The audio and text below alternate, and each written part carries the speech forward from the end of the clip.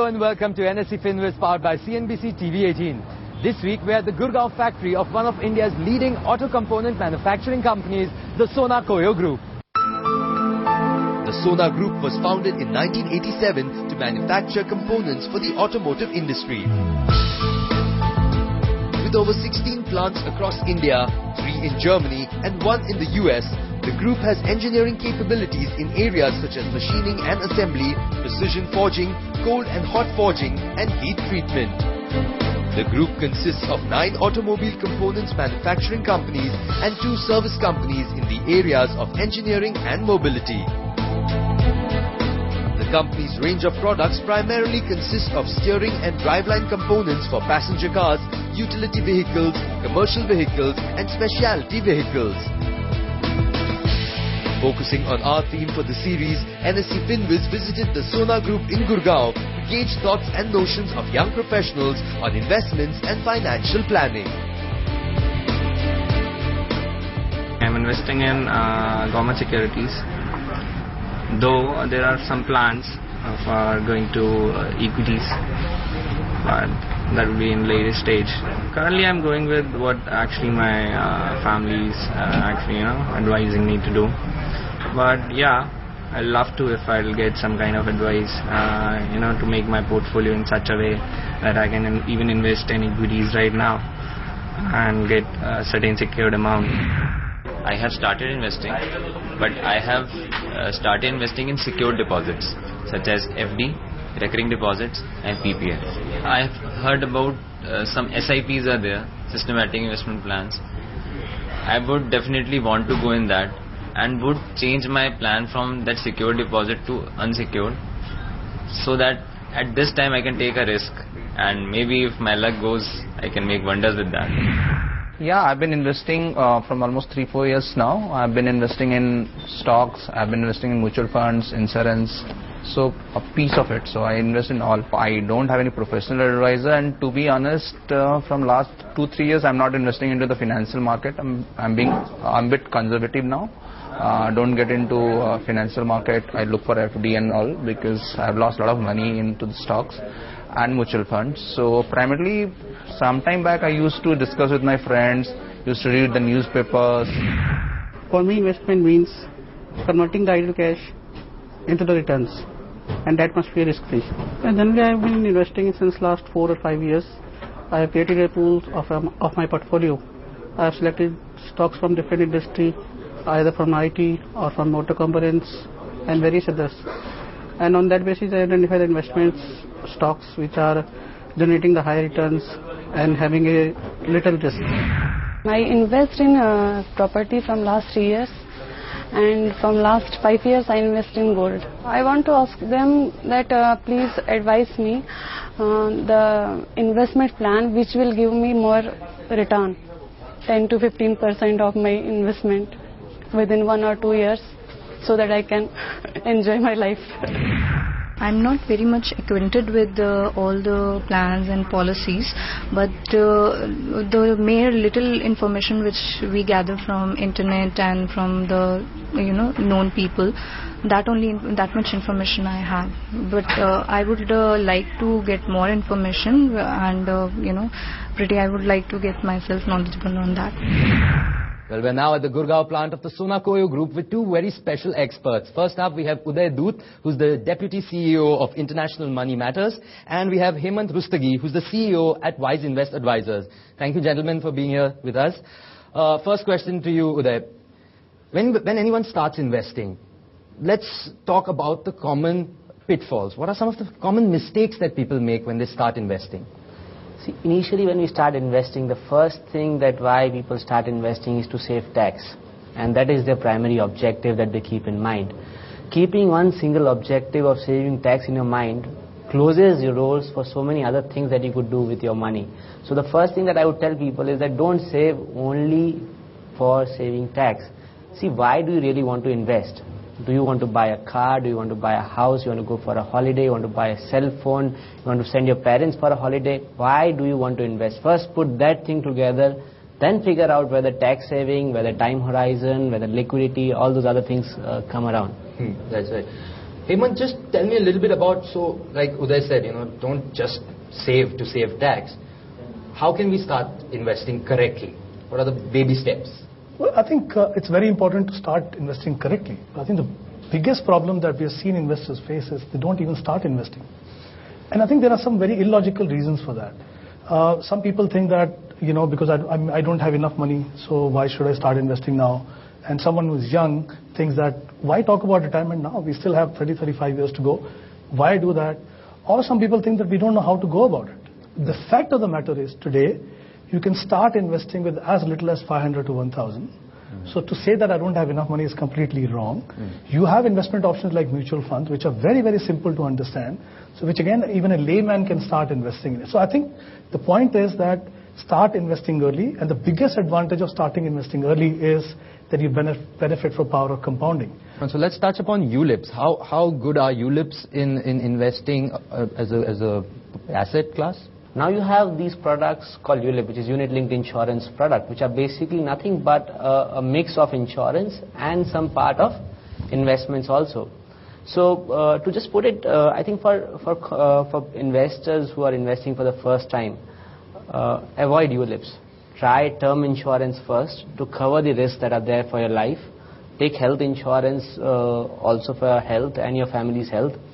Then if you have money left, then go for investments. Do not go for ULIPs on day one, because a couple of other things that happen in ULIP is don't know what the costs are involved. It's a very long-term product, a 20-year product, a 15-year product. So even if you need some money beforehand for some emergencies, you can't basically withdraw. Even if you can withdraw, there are charges to it. So avoid taking ULIPs early on. Hemant, coming back to starting investing, there are two of the important pillars of investing. One is diversification, another is goal setting.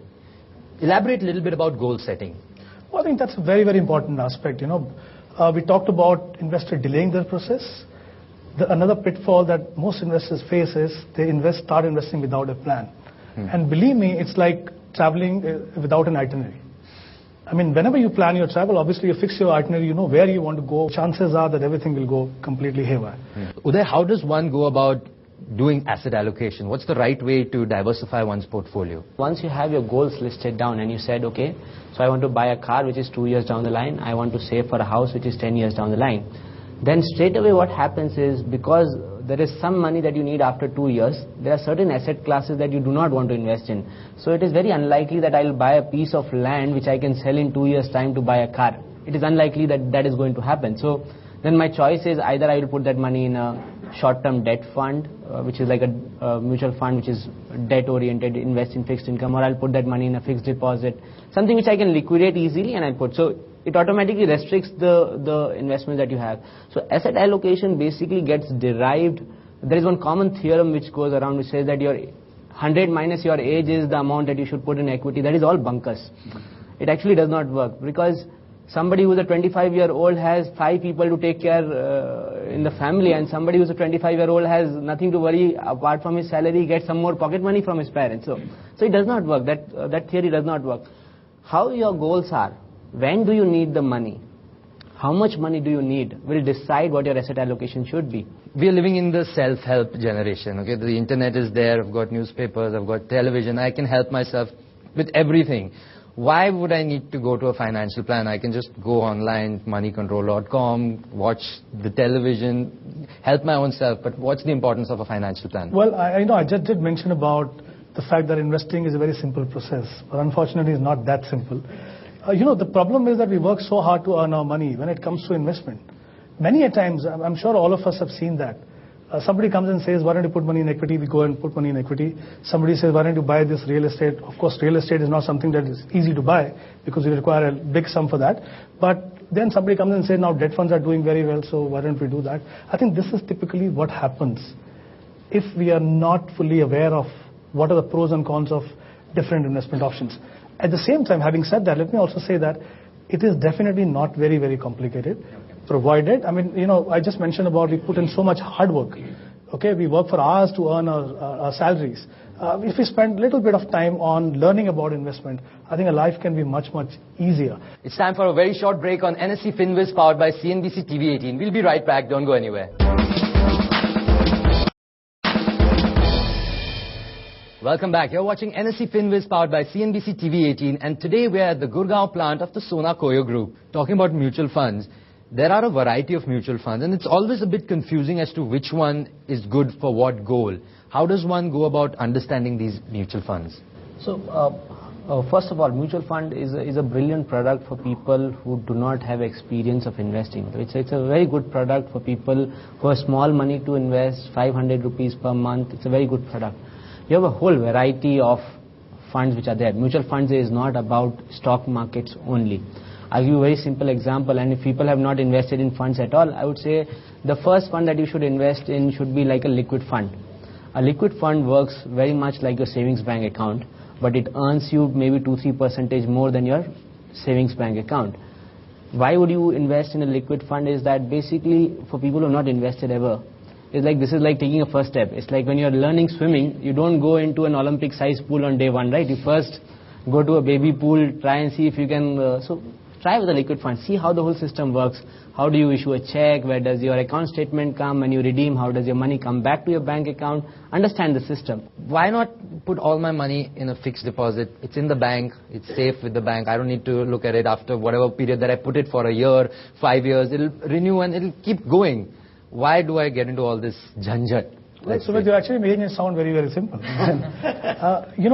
Yes, you're absolutely right. I think unfortunately that is what happens with most of the investors in our country. Okay, when we put money in the bank, people think that I've invested my money. You actually just put it aside. It's a kind of a parking of fund. There are two types of risk that you face when you invest your money. One is the risk of losing capital. Unfortunately, all of us just focus on that because we feel that it's hard-earned money. I should not lose a part of it. Right? It is true that it's a big risk that you have. But the bigger risk, according to me, is risk of inflation. That's a silent killer, which we don't even see.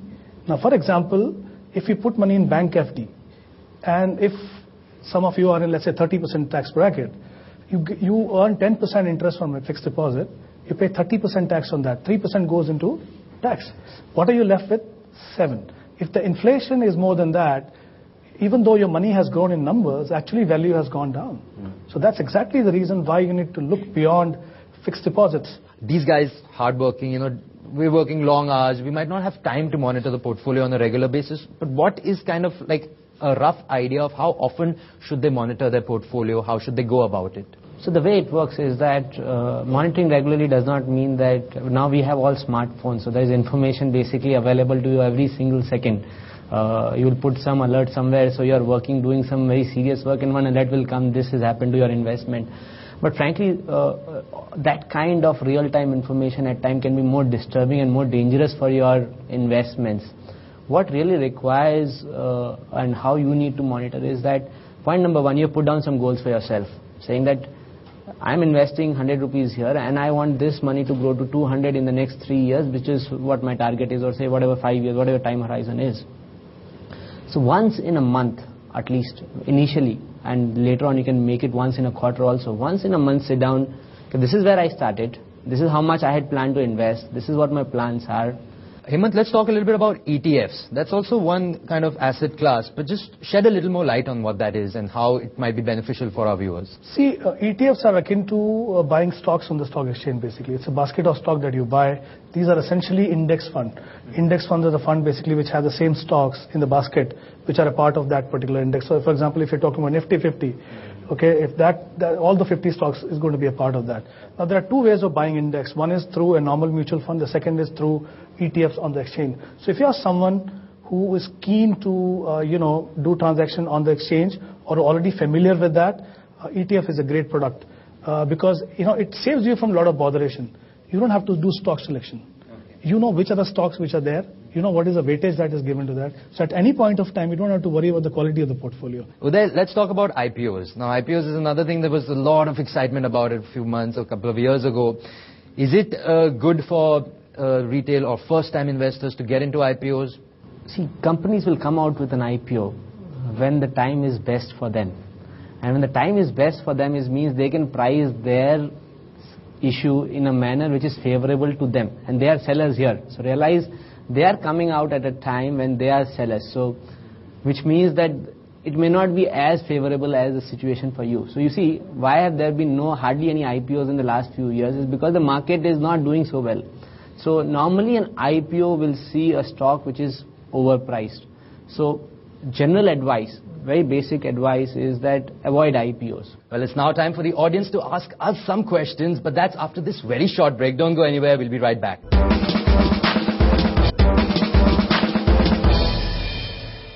Welcome back. You're watching NSE FinViz powered by CNBC TV 18. It's now time to take some questions from the audience, so let's go over to them. My question is that, is there any difference between fixed deposit and recurring deposit? And if there is any difference, which one is better? Which one is a better option that I should go for? Being a bank deposit, whether it's a recurring deposit or a fixed deposit, every single penny that you earn as an interest is taxable.